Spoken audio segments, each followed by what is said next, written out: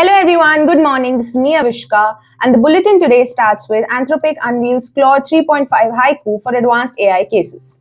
Apple Watch to feature satellite and blood pressure monitoring by 2025. Redmi Note 14 4G variant leak ahead of global launch. AI and VR infused art exhibition opens in Lucknow. Then we have Samsung, which enhances camera features with One UI 7 update. We have Microsoft's Windows 11 updates spark confusion over PC compatibility. Then we have Australia to tax big techs for failing to support local news. Now, in the previous quiz, we asked you what does C in CPU stand for? The answer is Central. It's time for our daily tech quiz. Here's today's question: what does VR stand for? Confident you've got the answer? Drop your guess in the comments below and tune in to tomorrow's news bulletin to find out if you've nailed it. Stay tuned. Let's start with the first news. Anthropic has launched its advanced AI model Claude 3.5 Haiku, available on its chatbot platform. An upgrade from the previous Claude 3 Opus, the new model excels in coding, recommendation, data extraction, and content moderation while handling longer text outputs. Despite its strength, Claude 3.5 Haiku lacks image analysis capabilities, making it less versatile than other models. Its launch sparked controversy over pricing, with Anthropic justifying higher costs due to model's enhanced intelligence. Claude 3.5 Haiku's rollout reflects Anthropic's effort to stay competitive in the AI landscape by providing specialized tools for developers and businesses. Now, Apple is set to revolutionize its smartwatch offerings by introducing satellite connectivity and blood pressure monitoring by 2025. The top-tier Apple Watch Ultra will enable off-grid messaging via Globalstar satellites, eliminating reliance on iPhone for satellite communication. Apple's first launch satellite will feature the iPhone 14 in 2022 for emergency, and this update enhances the watch's portability and utility.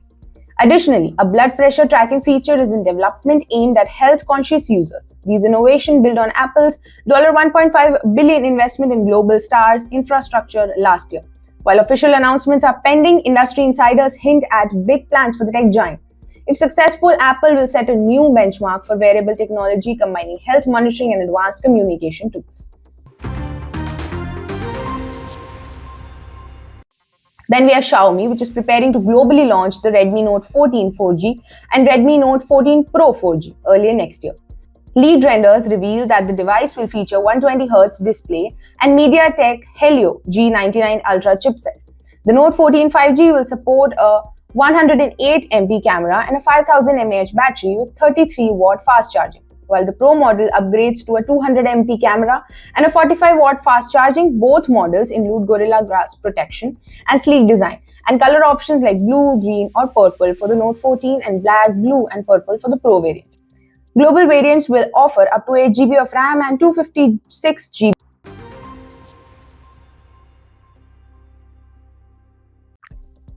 Now we have the Alliance Francis Network's November Numeric exhibition, which is now open at Kala Srot Art Gallery in Lucknow, celebrating the fusion of digital art and technology. Featuring 3 segments: augmented reality-based Loki Look, Francophonie fresco showcasing French-speaking Indian Ocean countries, and a VR experience of Notre Dame de Paris. The exhibition is an innovative exploration of creativity using a dedicated app. Visitors can scan networks to bring them to life, showcasing scenes from flower markets to temples. Dr. Vandana Sehgal inaugurated the event alongside prominent guests, including French textile artists. This AI and VR-enabled event combines contemporary art and technology, offering insights into how the two intersect. Translations for French poem and other exhibits are also available, along with volunteers for guidance. The exhibition has already toured 14 Indian cities and will remain in Lucknow till Thursday.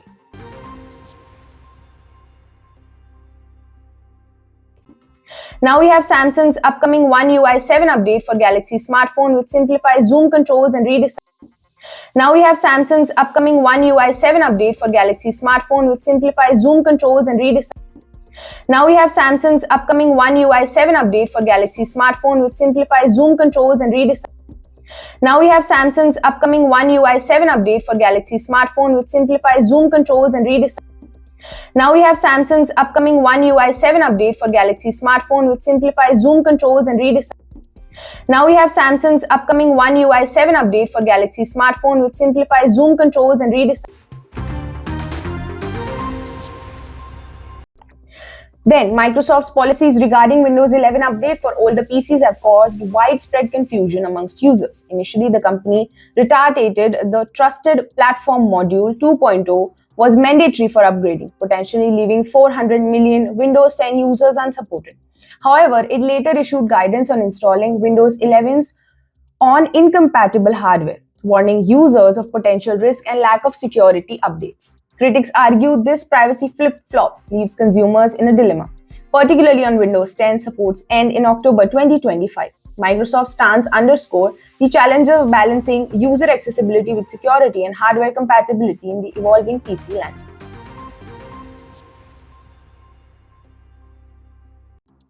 Last but not the least, the Australian government plans to import a big tax on big tech companies like Meta and Google if they fail to share with local news outlets starting January 1. Firms generating over Australian dollar 250 million annually must establish agreement with Australian news media or face a significant tax bill.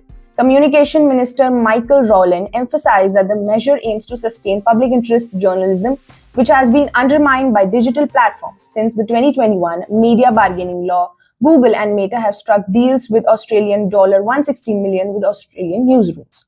However, Meta intends to end these agreements, arguing news forms a negotiable proportion of its platform traffic. The new rules aim to address job losses in journalism and declining ad revenues for media company platform like TikTok's parent company will also be targeted, with penalties waived if they voluntarily comply. Globally, tech giants have resisted similar measures in Canada and California. This was it for today's news. For more such tech updates, make sure you stay tuned to IT Voice.